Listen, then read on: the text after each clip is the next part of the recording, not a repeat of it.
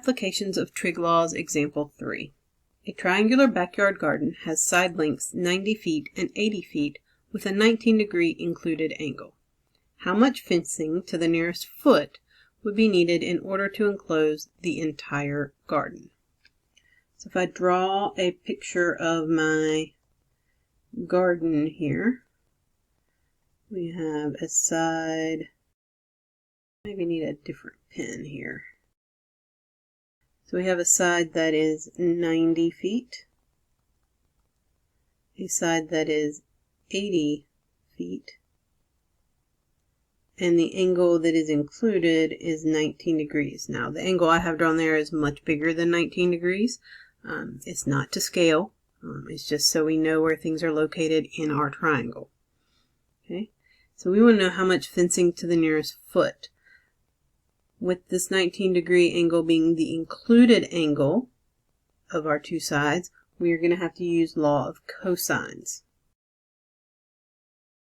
We are looking for the other side since we're finding fencing. Okay, that word fencing there tells me we also will be finding the perimeter of our triangle. All the sides, which means I'm going to need to know that side across from my 19 degrees, which is why I'm going to use our law of cosines to find that missing side. So that side will be our a squared value. So a squared equals 90 squared plus 80 squared minus 2 times 90 times 80 times cosine of 19. Okay. Now to solve and get a by itself, we would need to take the square root of both sides. So then a would equal the square root of 90 squared plus 80 squared minus 2 times 90 times 80 times the cosine of 19. And we can put all of this into our calculator in one step. So second, and then my square root button. 90 squared plus 80 squared minus 2 times 90 times 80 times cosine 19.